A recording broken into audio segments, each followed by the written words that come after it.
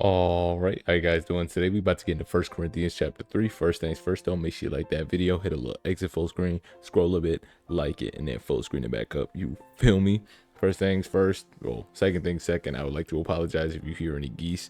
They going crazy outside my window right now. I don't really know what that's about, but yeah. And I finished the sermon, so basically, everything that I had questions about was more so with the wisdom aspects, I believe, about chapter 1. I didn't really have any questions about chapter 2.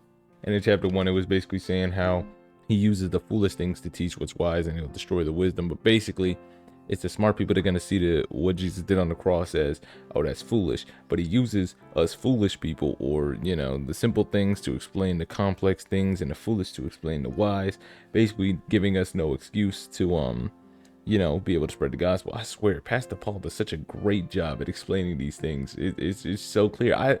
He's explaining it, and I look back, and before I look back at the chapter, I said, what did I have questions on?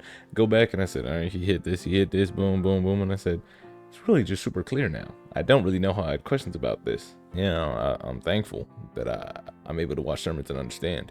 And today I went to the gym, big chest and try session with one of my friends. It wasn't as bad today. It was actually pretty good. I showed him, this is the first time me and him did a chest and try day, and he's starting to get serious about the gym, so I was teaching him everything that I do on it, showing him proper form and everything. So it was fun.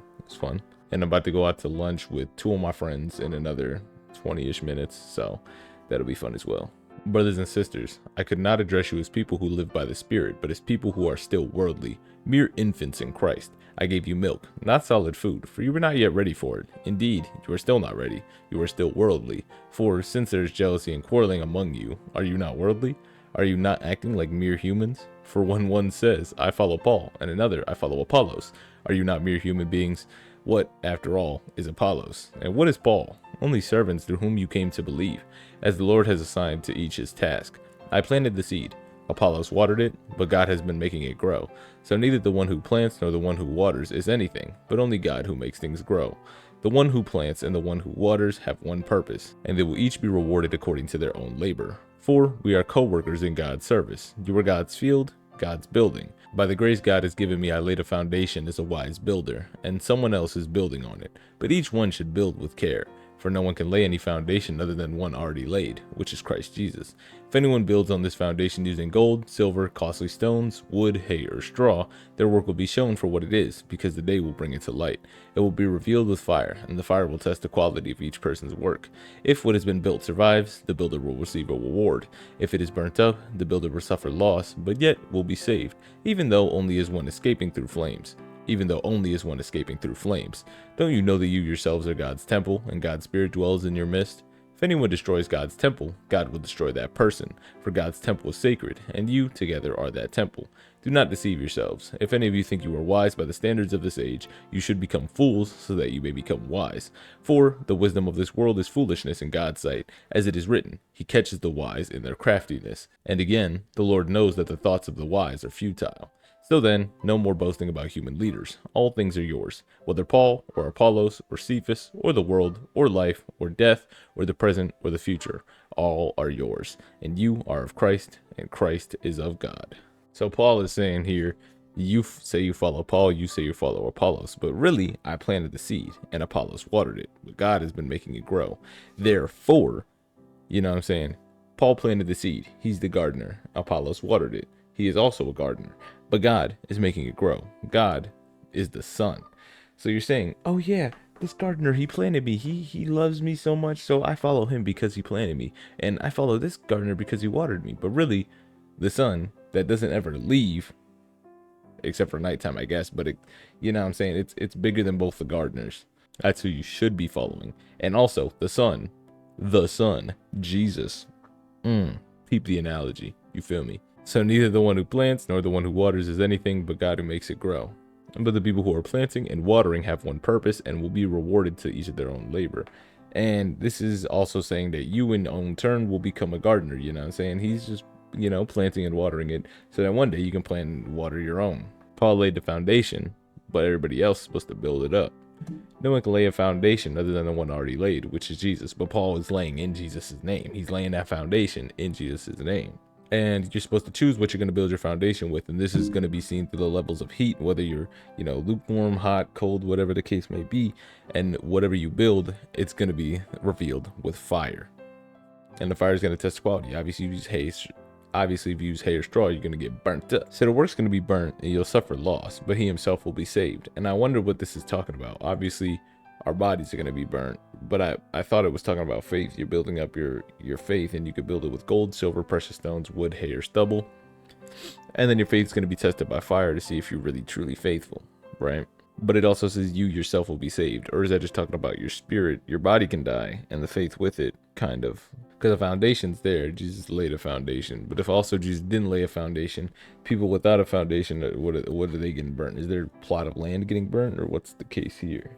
And then he just goes to say, you know, don't lie to yourself. If somebody seems to be wise in the world, he should become a fool so that he may be wise.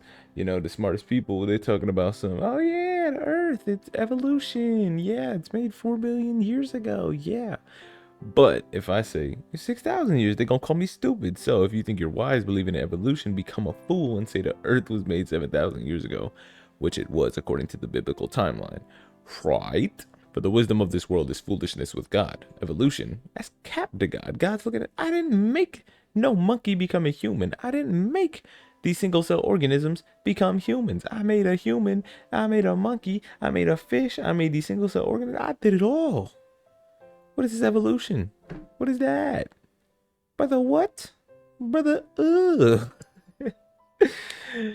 Yeah, that may be killing me, bro. That just be killing me. For it's written, he takes the wise in their own craftiness.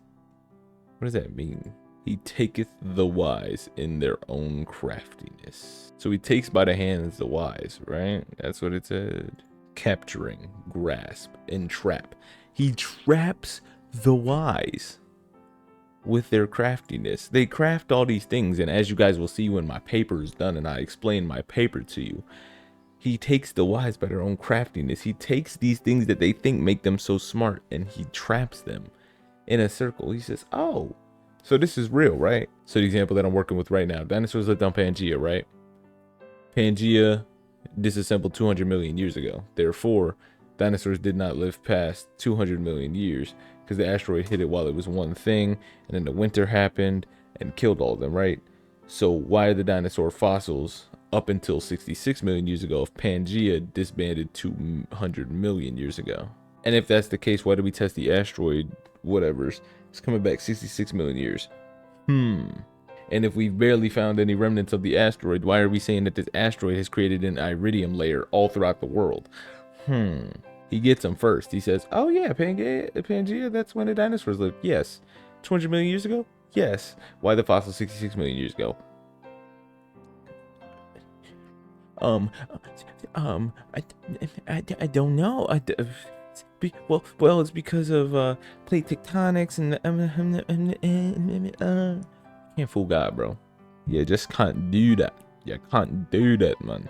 The Lord knows the thoughts of the wise, and that they're vain, they're nothing, they're wind. Therefore, let no man glory in men, for all things are yours. Everything that it is, they're yours. And you are Christ, and Christ is God's. So I'm going to watch the sermon specifically for the fire thing, but also I want to see if this is talking about they're ours, and ours is Christ, and we're Christ. So if everything is ours, we're Christ, and Christ is God's. So that's why we have everything. That's why everything is ours. Or if he's just talking about God. But we'll see. We'll see. All right. That's going to be the end of the chapter. Hope you guys have yourselves a fantastic rest of your day. Peace.